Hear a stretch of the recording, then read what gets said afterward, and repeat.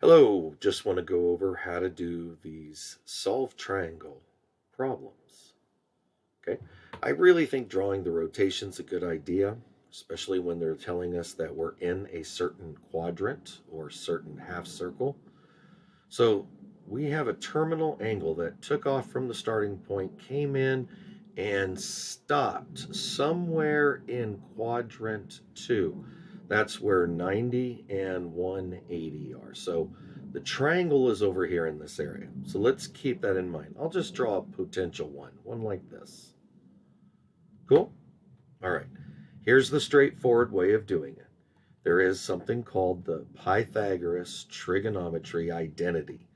This is basically a squared, or the adjacent squared, or x squared, or cosine squared, all the same thing in this context, is equal to the opposite squared, or the y squared, or sine squared.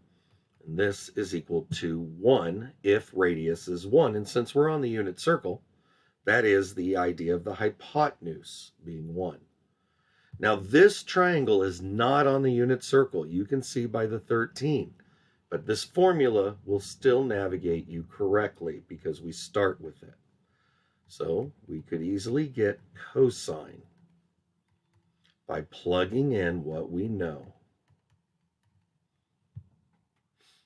Sine is 5/13. The sine of theta, and remember the square means the sine of theta times the sine of theta. So 5/13, substitute it in.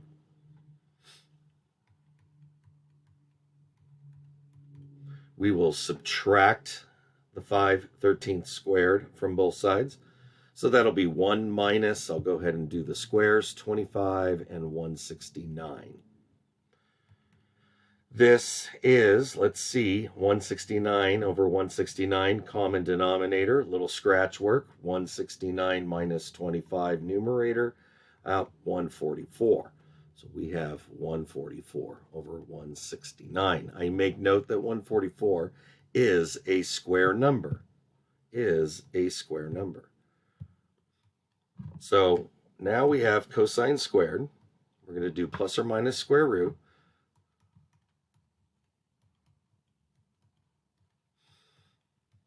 And that's plus or minus 12 over 13. I find it interesting we lost the radical. Everything was a nice square. Now remember where we are. We are in quadrant 2. We rotated somewhere between 90 and 180. So we're somewhere over here. The cosine, the x value, is negative.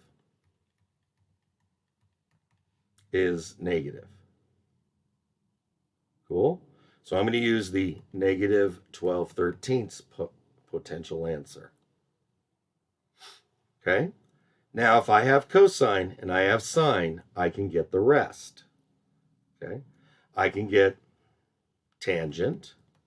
Tan theta is simply the sine given to us, 5/13, divided, I'm going to flip and multiply, by the negative. I usually just carry the negative with that number, but I'll put it up front here.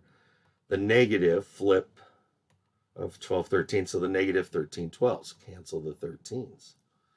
Tan is negative 5 over 12.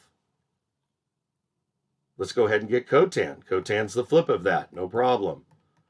There you go. Let's go ahead and get the flip of cosine, secant.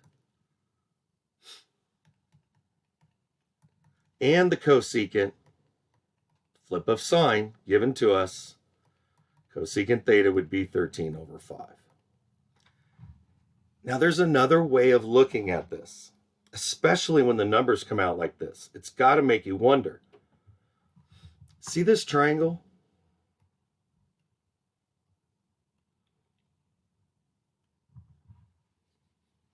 See how it says the sine is 5 over 13. Remember, sine is SOHCAHTOA. So if it says that the sine is 5 over 13, look at that. The 13 is the hypotenuse. The 5 is the opposite. This is where the perspective angle is. That's a Pythagorean triple. even if we didn't recognize it as a Pythagorean triple, I could still solve this by just doing basic geometry. I don't need all this trig identity stuff. I learned geometry. There's a value to this. Be flexible. Legs squared, opposite squared, leg squared, a squared, b squared, right? Hypotenuse squared, c squared. Is equal to, let's see, 169 minus 25. I did that scratch work. I know that one. And x is equal to plus or minus 12. This is just an alternative way. I think knowing both is valuable. Now that I know it's plus or minus 12, I'll recognize it's left, so negative 12. Now, if I'm here and I have all three sides, I can build so, ka, toa, based off this triangle.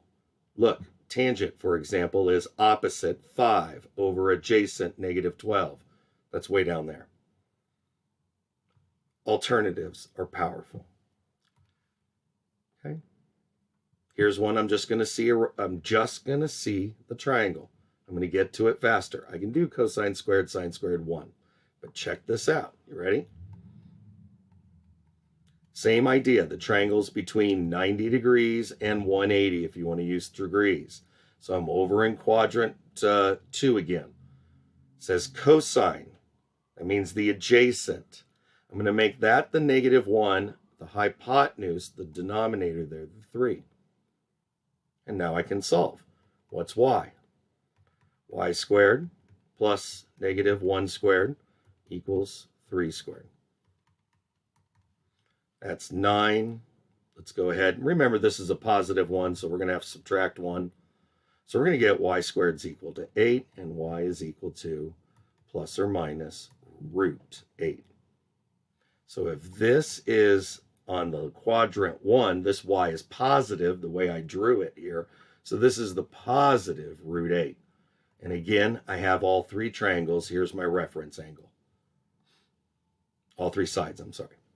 So I can build it real quick. What do you want? Sine? Sure. That's the opposite, root 8. I just got that, over 3.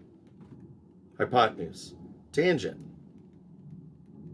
Here we go. Tangent. Tangent is the opposite over adjacent.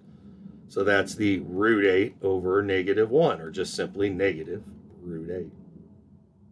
And then I can flip them to get the rest. I encourage you to be flexible and think about which way this could work that would benefit you. There are two ways to solve these triangles. Some ways are a little cleaner. Some ways use basic geometry. Some use a brand new identity. The identity will be important, but I want you to be flexible. I hope I'm helping.